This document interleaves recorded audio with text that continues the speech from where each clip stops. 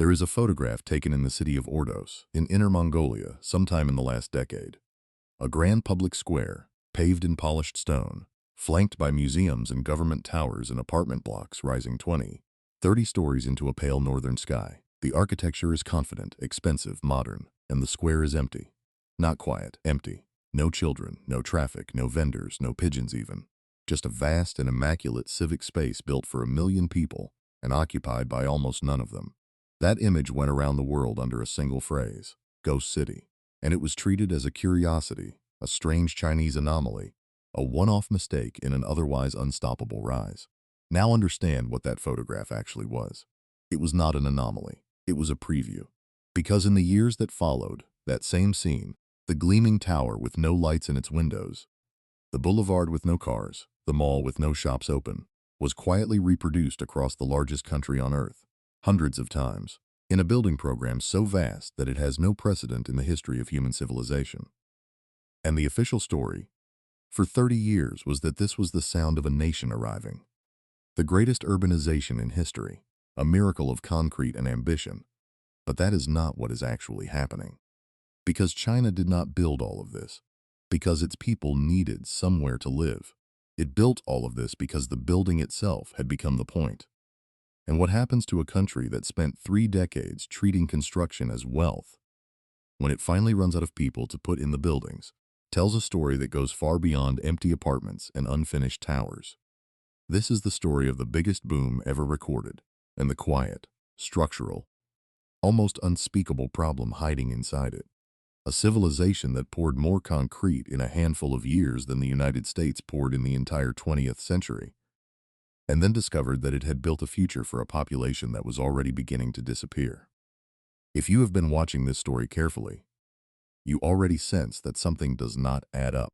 And if you want to understand why the world's biggest building boom is quietly becoming the world's biggest standing still, subscribe. Empire Falls documents the decline that the official numbers are designed to hide. China's cities have been hollow for longer than most people realize. The problem is that they look magnificent while hollowing out, which made the condition almost impossible to diagnose from the outside. You cannot see vacancy from a skyline photograph. A tower full of empty apartments looks exactly like a tower full of families. The lights that are never switched on are invisible in daylight.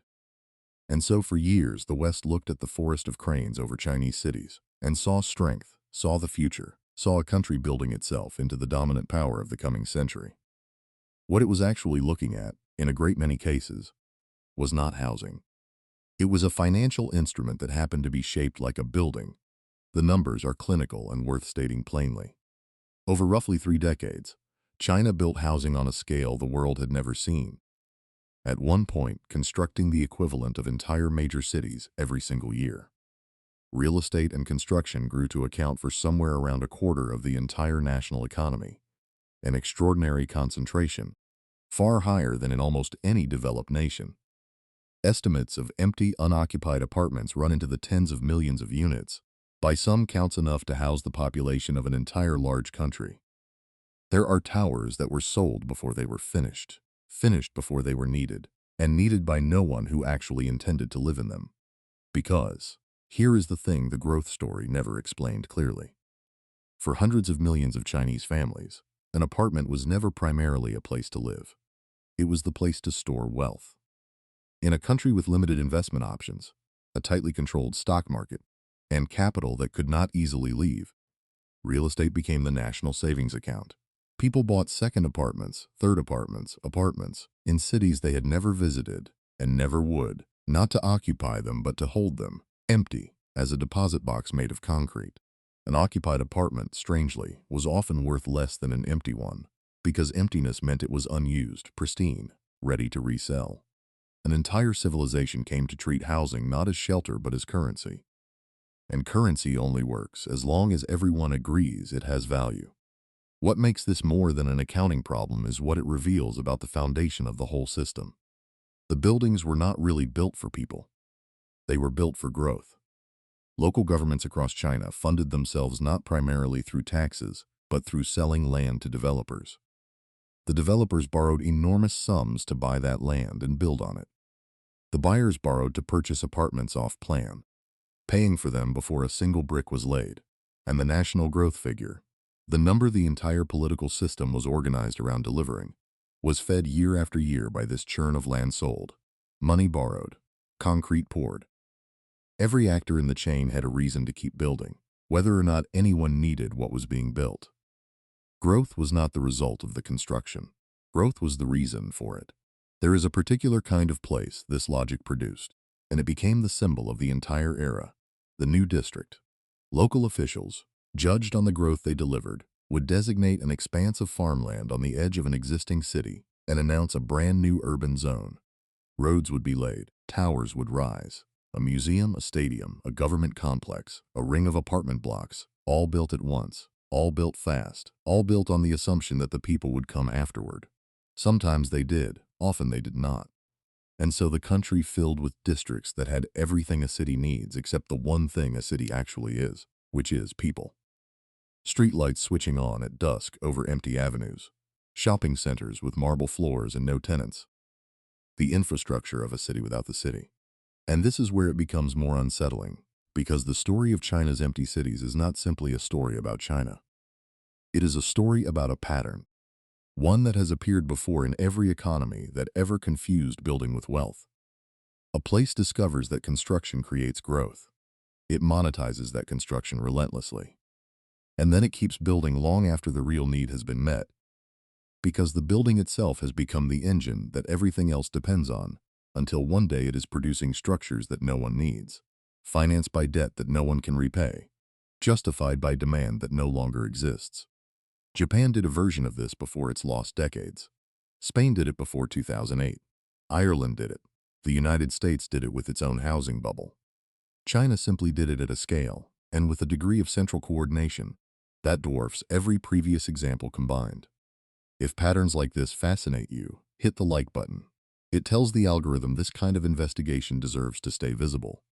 The history of how China got here is, in its own way, one of the most remarkable stories of the modern world, and that is exactly why it is so hard to see clearly. Within the span of a single lifetime, China moved more people out of poverty and into cities than any society in recorded history. Hundreds of millions of people left the countryside for the urban economy.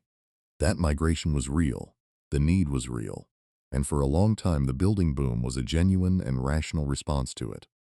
Cities needed housing because people were genuinely arriving. The miracle in its early decades was not an illusion.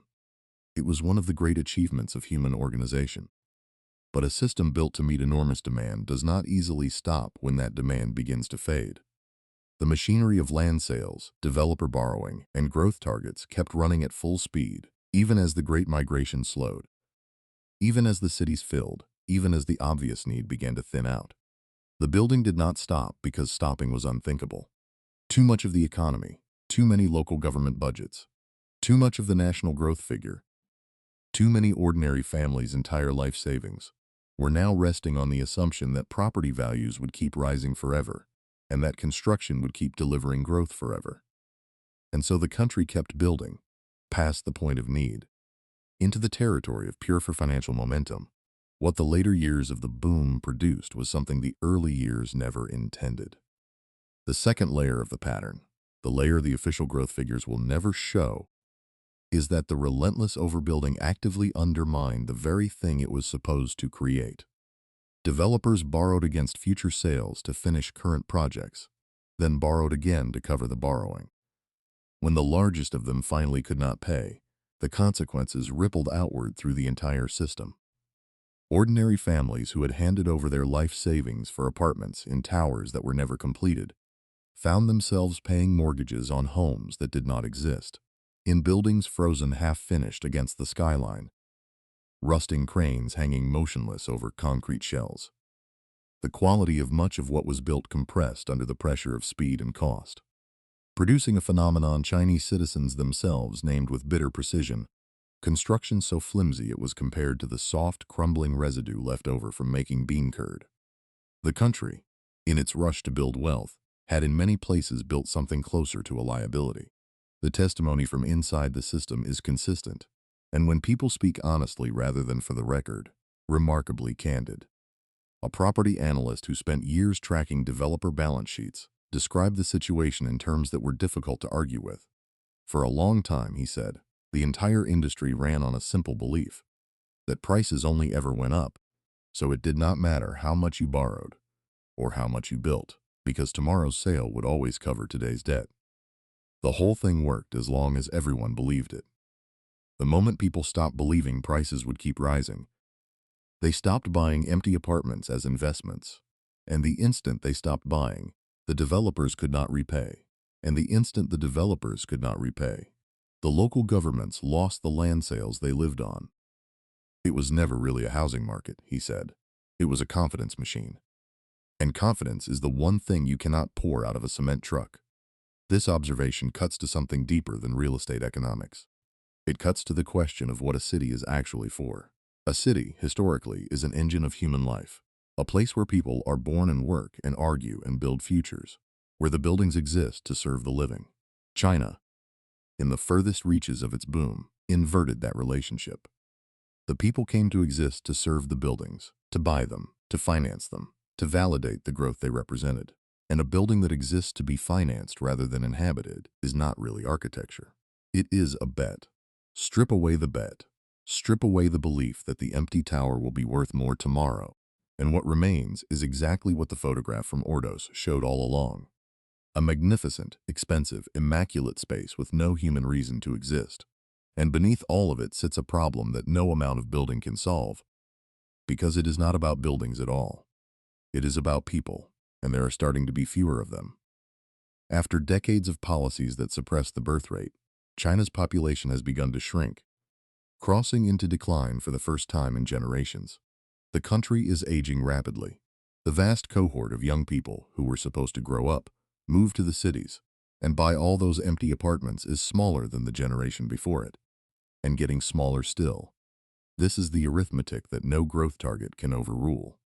You can build a city in 3 years. You cannot manufacture the millions of young families needed to fill it. Not when the children required to become those families were never born. There is a moment in every empire's history when the cost of maintaining the system begins to exceed the benefit of belonging to it. For a country that built tens of millions of homes for a population that has now started to disappear, that moment did not arrive with a crash. It arrived with a silence. What comes next is the question that no one in the official apparatus wants to engage with honestly. The projections are not really secret. A country with tens of millions of empty apartments, a shrinking and aging population, local governments dependent on land sales that are drying up, and an entire middle class with the bulk of its savings locked inside an asset that has stopped reliably rising, is a country facing a reckoning that cannot be built away. It will not arrive as a single dramatic collapse. There will be no one date that historians can point to and say that is when it turned. It will be slower and quieter than that. The unfinished tower that is simply never finished. The new district that never fills and is quietly forgotten. The young couple who decide not to buy and then decide not to have a child, and in doing so confirm the very future the empty apartment was built to deny. The family that watches the value of the only thing it ever saved for stop climbing and then begin, gently, to fall. China will not empty out. It is far too vast, too populous, too productive for that. But it may become something stranger than either its boosters or its doomsayers predicted. Not a superpower striding into the future, and not a sudden ruin, but a landscape dotted with the monuments of a belief that outran reality. Towers built for citizens who were never born, districts waiting for a migration that already ended, a skyline of bets placed on a tomorrow that arrived smaller than promised. The cranes will come down, the concrete will stand, and much of it will wait. In the pale northern light, for people who are not coming. The people who live inside this system know it. You do not need a long conversation with a young Chinese worker who has given up on ever owning a home, or with a family still paying for an apartment that was never built, to understand that they are living in a country in the late stages of something. They are not always bitter. Bitterness requires surprise, and many of them stopped being surprised some time ago. What they have is closer to a quiet recalculation, a generation deciding, one private decision at a time, that the bargain their parents believed in, work hard, buy the apartment, watch it rise, pass on the wealth, is a bargain that no longer pays. And when a generation stops believing in the bargain, no amount of new construction can persuade them otherwise. That is the one thing a system built on confidence can never survive. What China's empty cities offer us in the end is not just a story about China.